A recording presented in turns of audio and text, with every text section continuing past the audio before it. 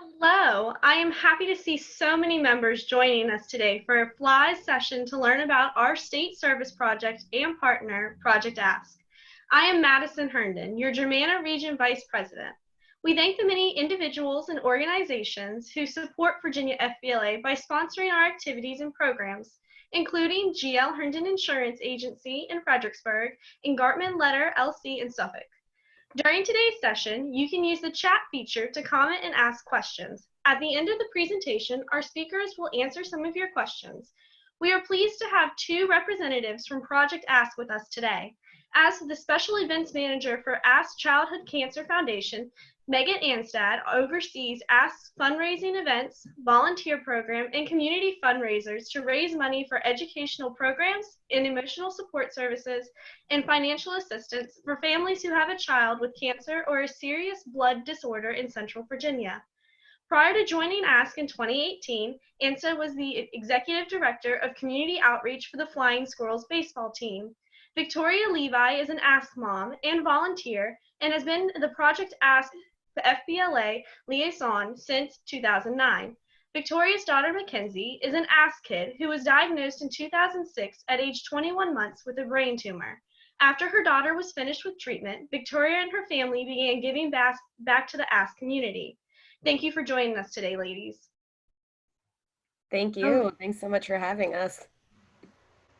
Hi, thank you for having us. So this is our first virtual session doing the Ask presentations online. With me today is also my daughter Mackenzie, who I mentioned in the thing, in our intro. Mac is the Ask kid and the reason that we got involved with this today. You know, we want to tell you a little bit about Ask, and I hope I'm not frozen because everything else looks frozen, but I'm frozen. Your images, but we can still hear you. Oh, maybe you lost her.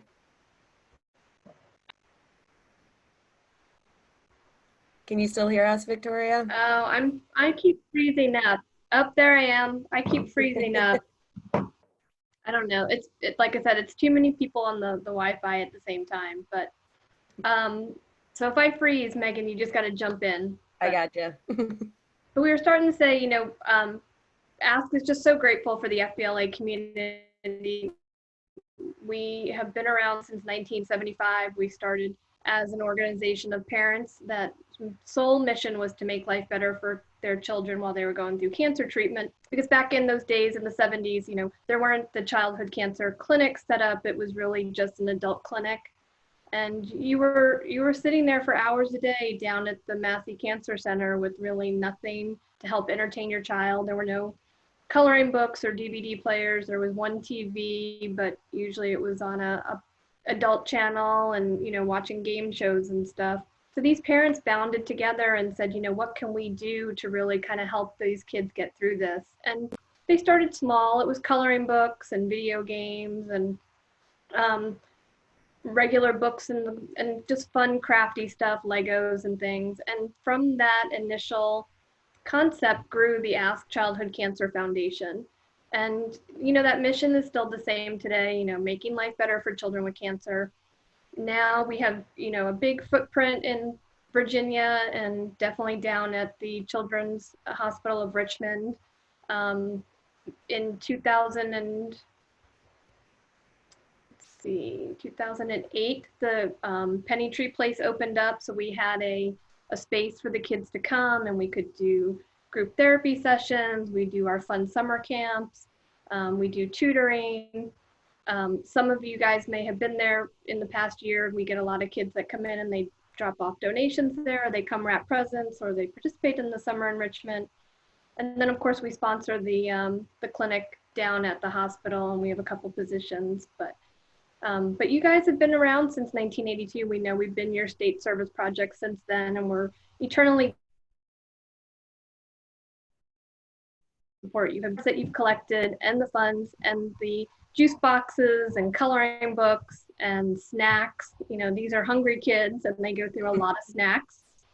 But we want to show you a quick little 1-minute video to kind of kick off what we're going to talk about here today. So Megan's going to pop that up on her screen. Share my screen here with you guys.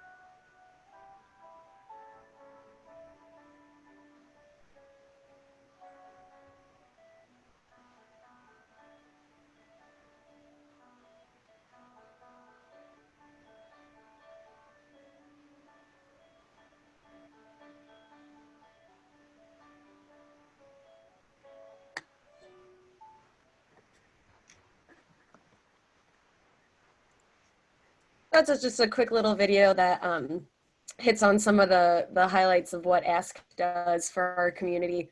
And watching that, that's a couple years old, that video, but watching it, there's some keywords in it that I think really apply to what everybody is going through right now. It said new normal.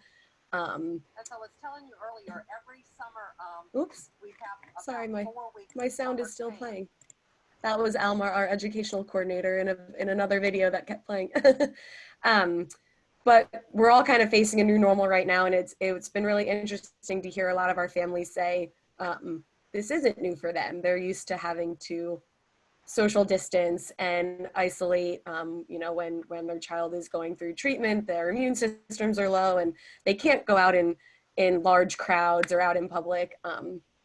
And so right now, they've had to make some adjustments, and it's been kind of tough on some families who their child was just getting ready to go back to school or get back to a normal life, and then all of this started happening. So we've been having to make you know, some adjustments just like everybody for these families, and cancer unfortunately doesn't stop when a pandemic is going on. So we've had new families diagnosed, and have really had to adjust and adapt in how we're being able to help provide support along with all the things Victoria talked about. We want to keep providing those services, but making changes to how we do that now in this current environment.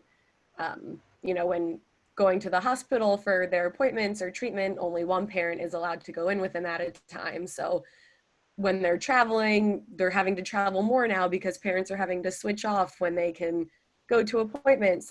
We have had some families where a parent has been laid off or lost their job. So the very first thing we kind of looked to when this all started was the financial assistance that we're able to offer families. And we've actually, thanks to amazing community support over the past couple of years, have been able to quadruple the financial assistance that we can offer families. So in just this quarter, so these 3 months from starting in March, we've looked at quadrupling our financial assistance that we're able to give to families in this time when they really need it. We're moving, obviously, like a lot of things, to online. So all our educational programming, we're still offering tutoring and educational programs all through Zoom and online tutoring programs. And then telehealth is an online health appointment app that you can use. So we've been using that for our psychosocial team. So psychology appointments, meeting with the social worker at the hospital or our child life specialist. We're doing all those appointments virtually as well. So we've been very fortunate that because we have such a great community of supporters like the FBLA, that we're able to keep offering all of our programs that we do and just adapting them to this new current environment. We've also had to keep fundraising, of course, and so we're moving all of our events virtually as well. And just this past weekend, we actually, Saturday was supposed to be our annual 5K and fun walk, which so many great FBLA groups have been volunteers at before and have helped support. And we moved it to a virtual rally online. We used Facebook Live. We had a special hashtag and encouraged a lot of our supporters and teams and families to post stuff on Facebook and Instagram and online with that hashtag. And it actually turned out to be a a pretty cool day. I think a lot of our families were looking for something to participate in and get out and enjoy.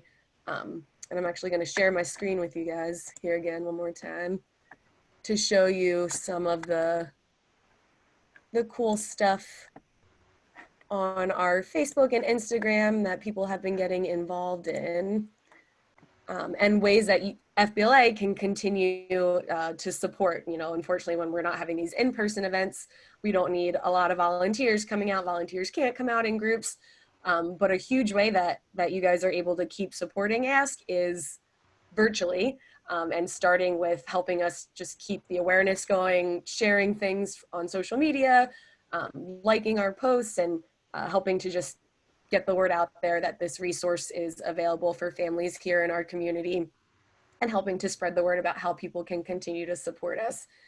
So this is our Instagram page at AskCCF. So give us a follow, like posts if you're interested in following along.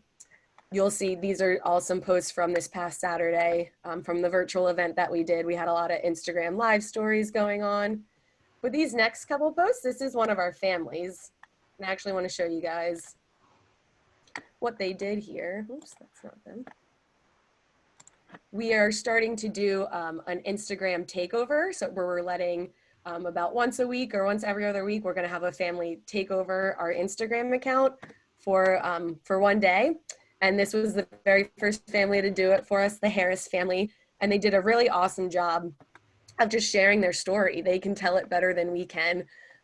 So the mom, Jess, kind of took over for the day. This was her first post, just talking about when they found out about Holden's diagnosis. This is Holden. He's almost 2 years old and was diagnosed last March, I believe. And she just shared all kinds of pictures of when they were first finding out and what they went through, with having to go to so many different hospital appointments. And he's such a smiley baby in all these pictures, so smiley, that she shared. And she kept going all day long, this post where she talked about how social distancing isn't a new concept for them. And they had to spend, you know, birthdays and holidays social distancing with just their family. This was his first birthday party where they couldn't actually have a party. But she just does such a great job of going through talking about the experiences that they had. And we want to make sure our families feel this love. We're going to keep doing these throughout the next couple of months. So if you follow us on Instagram, be sure to show these families some love and like their posts when they share with us. We also have a Facebook page, Ask Childhood Cancer Foundation, again, where people, we encourage people to follow and share everything that we have going on, because right now, since we're having to do so many things virtually, that's just a really awesome way to support, is to help get the word out there. So you'll see, if you go to our Facebook page now, you'll see this was the live video from Saturday that we did. So all kinds of videos and pictures that we were sharing of people getting involved on Saturday. And then the last thing while I'm on my screen share that I want to show you is just Ask's regular website. It's askccf.org, and you can read blog stories and check out the different events we have going on. But a really cool thing that we have on here is if you go to the Get Involved page, we have our very own FBLA Project Ask page, where you can go check out the most current ways that as FBLA students and clubs that you're able to get involved. So this page talks about what Victoria hit on, the different, the partnership with FBLA. Since we've been partners, you guys have helped raise over $1.1 million for the foundation, which is just incredible, in monetary donations, in-kind donations, gift cards, and have been huge helps with volunteering, from events like the walk and our holiday party to, as Victoria mentioned, just coming into the office and helping to wrap presents and collect snacks and gift cards. So we are just so grateful for the amazing partnership that keeps making these things happen. And then it goes to talk about some of the things that I'm hitting on about why the support is so important. And you can even watch some videos about some of our families, read their blog stories. So it's a cool resource on our website just for you guys here. It'll give you links to other resources, how you can advocate for Ask, and even meet, you know, read some more stories and meet some of our kids. So I'll go back to our Zoom screen here. And kind of just touching on that one last thing, as I mentioned, ways to really support right now by getting involved virtually and through social media. And gift cards are always something that are a huge help, especially now since we can't be in person with a lot of our families. We're mailing them, different care packages and our telehealth appointments. If they need certain things, we'll mail them. But one way that we can make sure we're still supporting those families that are traveling to and from the hospital, who have multiple kids that they're trying to take care of, while one is through doctor's appointments, is by sending them grocery, meal, and gas gift cards. Those we always go through really quickly.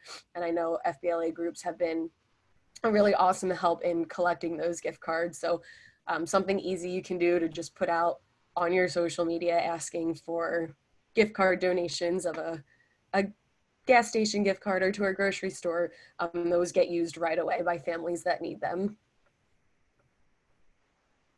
Victoria, were there things through your guys' experience that Ask was able to be there for that you didn't realize maybe that you needed in the moment? Yeah, so when Mackenzie was diagnosed in 2006, my daughter Grace was 3 weeks old. So, we had been on just kind of maternity leave and hanging out with a newborn, and Mackenzie was showing some symptoms that the doctors didn't like. So they ordered an MRI and they found a peach-sized tumor at the back of her brain. And, the words from the pediatrician were it needed to come out and it needed to come out quickly. So they sent us to VCU. And we stayed. We had a diaper bag and a 21-month-old and left the 3-week-old Grace at home with the grandmas and headed down to VCU. And she went into surgery a week later, and then another surgery a week after that. And about a month later, we finally got into the clinic. And, I liken it to you kind of find yourself in a foreign country and you don't speak the language. So you have to learn this whole other language. And I like to tell people that there's real time and then there's hospital time. So you had to really get used to not having a schedule. I was a big planner. I liked things to go according to the way I had set them up, and there is just no such thing when you're talking about cancer treatment. But we, showed up in the Ask clinic, and a couple moms that were volunteering. Close for you, right? You were traveling at least an hour. It was an hour drive each way. We made that drive several times a week for up to a year. I stopped working. Mackenzie became my full-time job. So, you're talking about the gift cards and the meal cards, and those really helped us because we were down to one income. We would show up, and one of my first memories of the Ask, the FBLAers coming in was at Christmas, and Carl McWhorter showed up in the clinic when you could still come into the clinic, and he and the FBLA elves were all dressed up. And they had bags and bags of presents, and Mackenzie was having an absolutely crappy day and not happy at all. And somebody came over and gave her a bouncing Tigger, and really excited about that. And put it put a smile on her face for the first time that week. She literally sat there and just kept pressing the button. My earliest memories of meeting the FBLA crew. And I'm frozen again.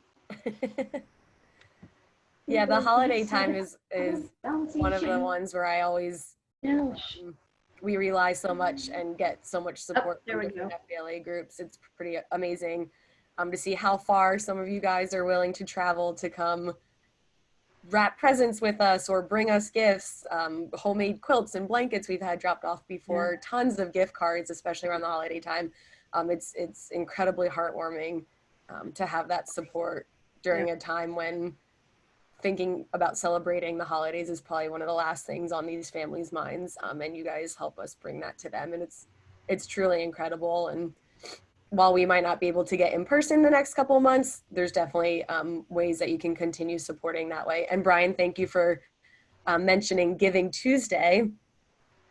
That is tomorrow, doing a Giving Tuesday now. It's typically in the fall, something called Giving Tuesday, but we do have on the website that I showed you, askccf.org, there's always a donate button. So if anyone is willing and able and interested in making a monetary donation, that is always available to do that online. But as I mentioned, mailing in gift cards is a huge help right now, especially for those parents that have to switch off because only one of them can be with the child in the hospital. Different than our usual requests. That's a good question, Brian. Having to change things virtually is a learning experience for everybody and has been a learning curve for us. We're a very small staff. And so this past Saturday was kind of our first try at a Facebook Live and going virtual with event. And I feel like you guys, your generation is you're the pros at this kind of stuff. You're the ones seeing different things on social media, different apps. You know, TikTok is huge now, and we've been trying to follow the different trends on that to see how we might be able to relate to some of our kids and families who usually come to our in-person events, and right now we're not being able to see face-to-face. So I would love to hear from you guys about what's different in the virtual event world that you're seeing, what you're seeing on social media, on how, you know, what catches your eye when you're scrolling through Instagram or looking at these different things, what actually stops and makes you want to continue reading on about something. How can we get ourselves in front of the community when there's every other nonprofit and organization is also trying to get themselves in front of the community on social media. So I definitely would love to hear. So Charlie just asked a good question about PPE. Is that something that they could contribute? You know, I haven't been down in the clinic in a long time. You know, we are 14 years out, so we don't go down there as much. But, you know, I would think some of the masks, you know, for the family members and stuff would be great for these, because you're having to change them out and wash them. So if they can have more than one, that's a great help for them that do have to go down to the clinic or that do have to go out to the grocery stores. You know, going back to what Megan was saying, about the grocery stores and gift cards and stuff, you know, Instacart type gift cards and stuff would be great for families so that they don't actually have to go out to the store, or, you know, Target so they can drive up and pull up, Walmart so they can drive up and pull up.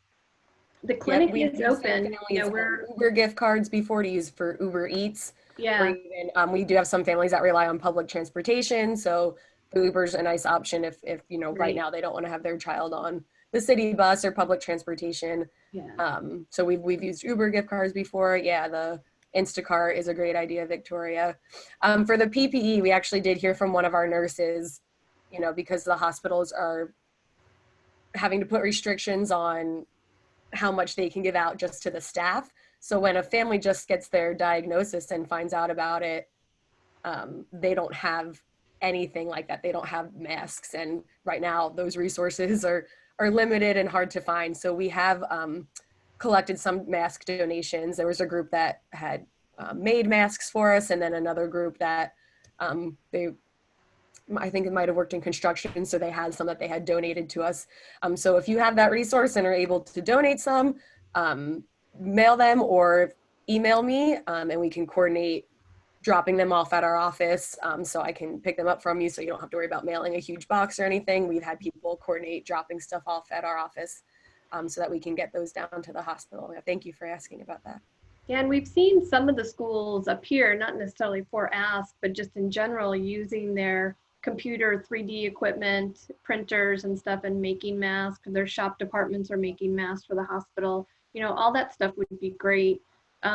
Because as Megan was saying, you know, unfortunately right now, everything really is virtual. So the kids aren't in the clinic, and I'm sure the treasure chest, which is normally a big hit, is kind of off limits right now because you don't want the kids reaching in and picking stuff up. But, you know, all that PPE type stuff that we could give to families would be great.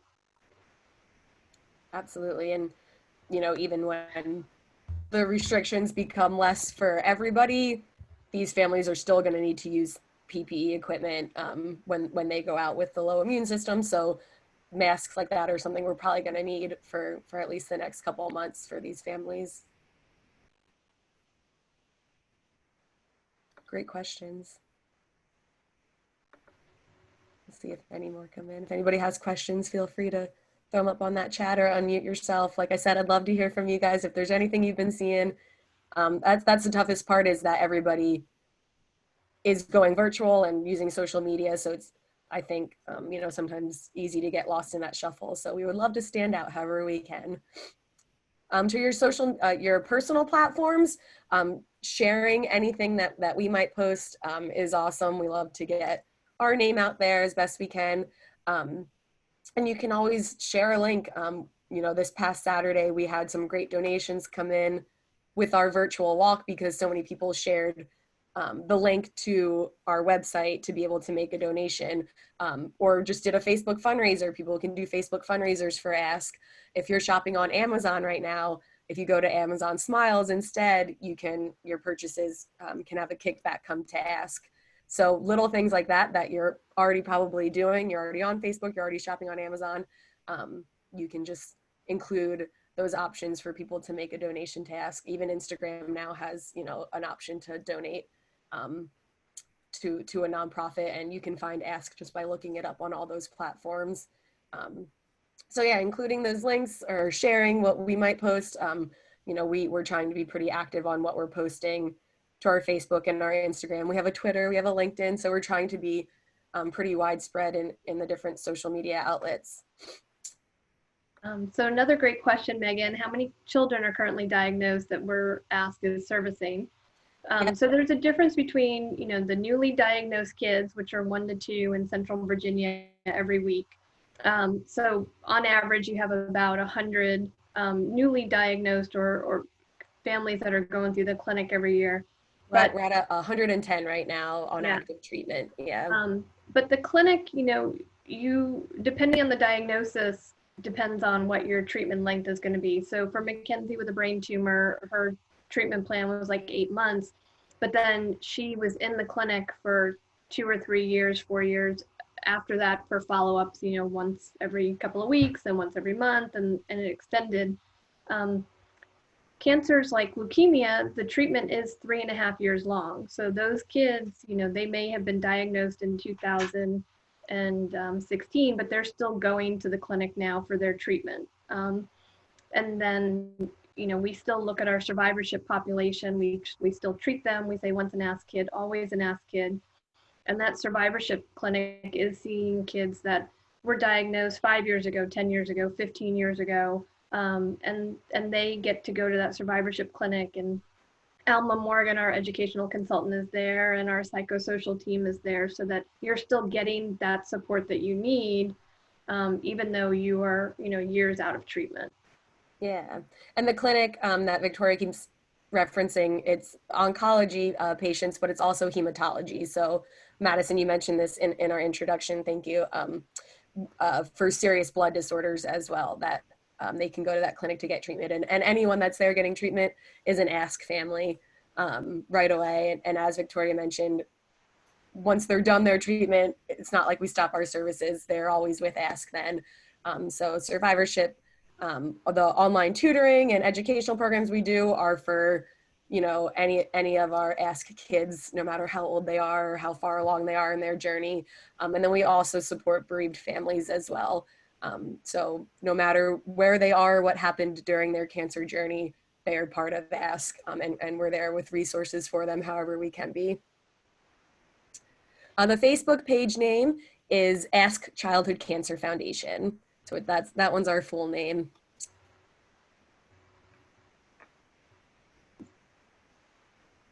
So Brian just asked this great question about why support Ask and why get the businesses to support.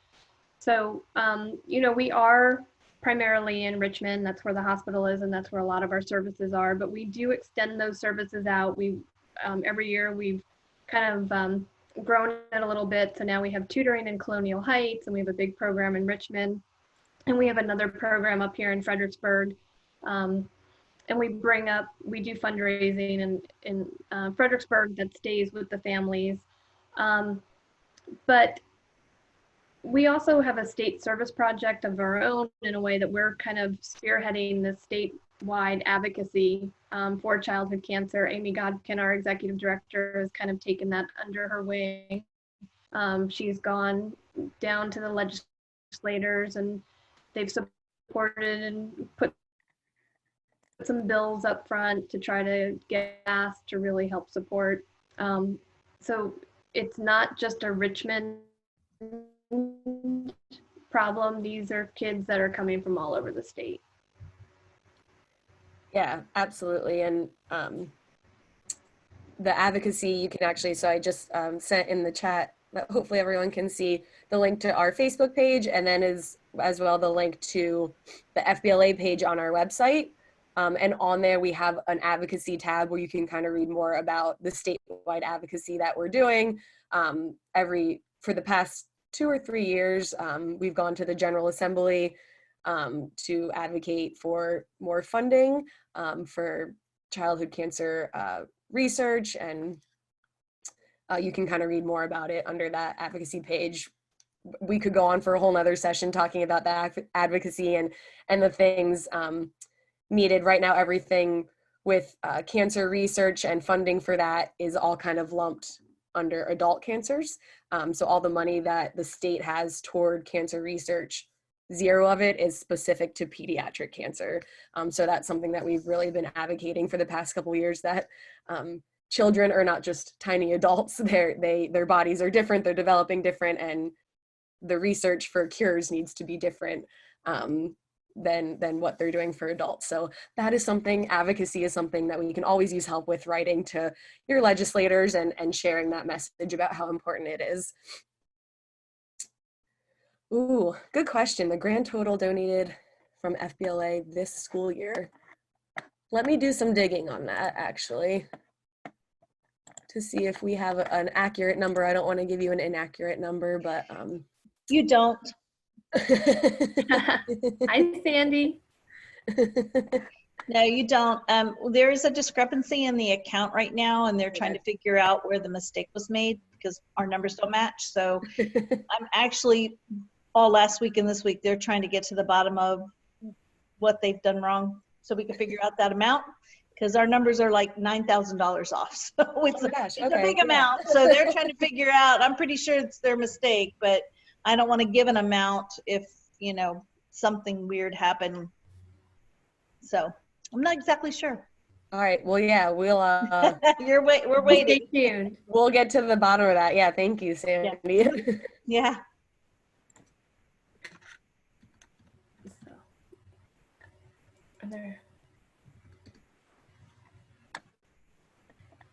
Yeah, I think for the family members, Megan, they're asking about the do-it-yourself masks. Those are great for siblings and family members, you know, especially if they're just kind of having to go out to the grocery store and stuff. Again, you know, any mask is better than no mask. Right. So those do-it-yourselfers they're getting the job done.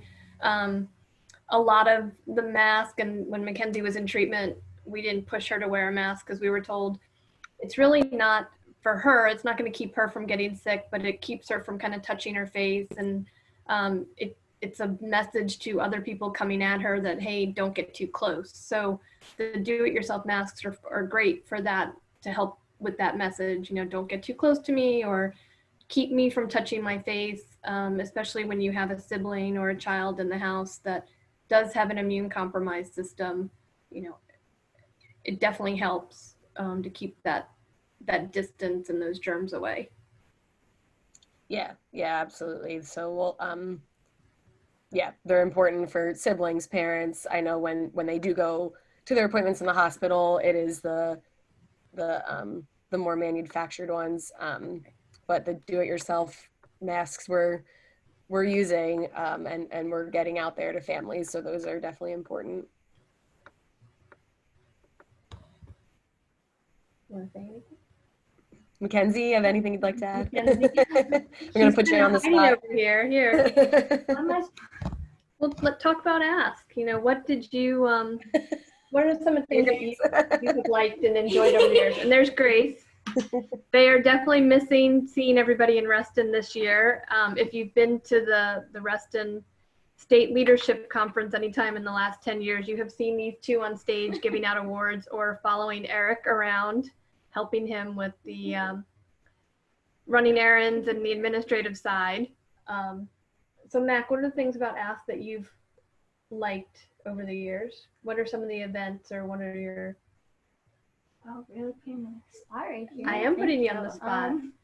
Mac is 15 now, and she was diagnosed at 21 months. So, you know, we've been out of, it's 14 years this September, and we just finished with treatment. Grace is 13 now.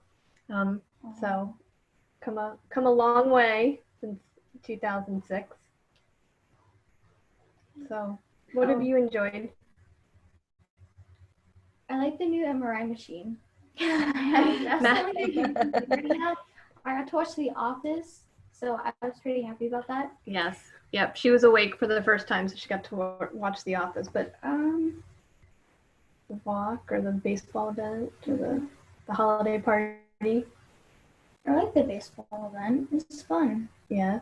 Yeah, after the walk, they had little games and cotton candy. It's nice. Yes. You know, all about food. Yeah. All about food. But they participated in, you know, we've done the walk and the holiday party. Obviously, it's a big fun event for them over the years, and getting to see their friends from clinic. We don't get to see very many people anymore, but those are great events. And the tutoring, you know, we brought tutoring up to Fredericksburg, and Alma Morgan, our educational consultant, has helped these kids set up 504s or IEPs, and just also work with them to kind of figure out if they've had any late effects or deficiencies that the school needs to address. She's a really strong advocate, and she helps teach the parents how to be advocates, which is really important, because going into these IEP and 504 meetings without that background or that basis, they can be overwhelming. So,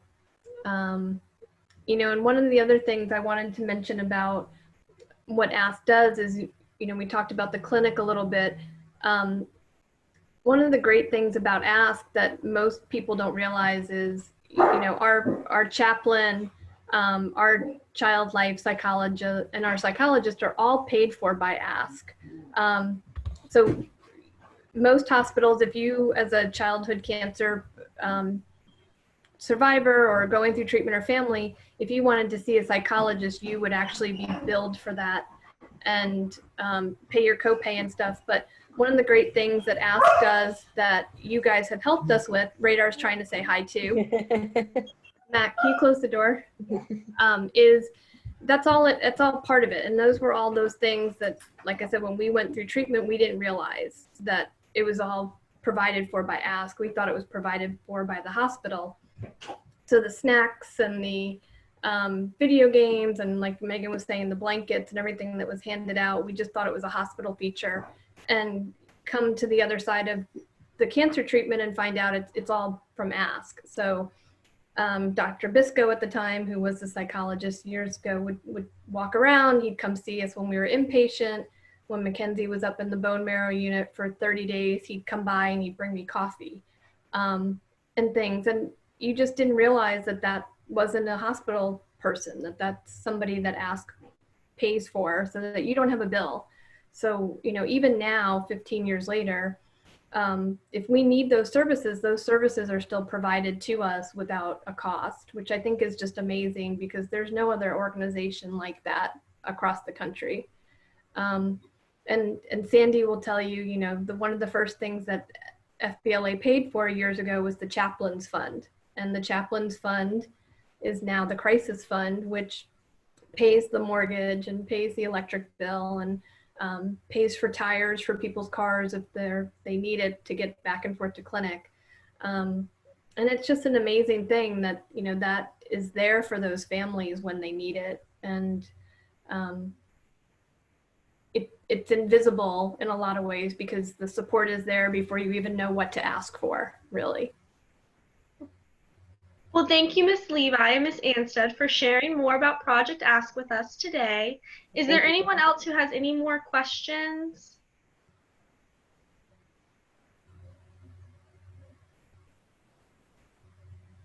I'll include my my email address here in the chat in case anybody thinks of something later, or And can you put the web address for the Ask page in there too, yes. for the main one, so they can find the FBLA page?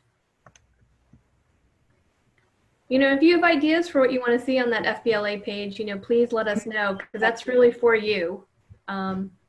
Just, you know, things that you think might help you. We kind of try to keep it up to date and everything. So. Thank you everyone for your questions. A recording of this session will be available on our Virginia FBLA YouTube channel. Thank you for joining us today. Be sure to tune in tomorrow at 3 o'clock for the next Blue Blazers briefing presented by your state officers.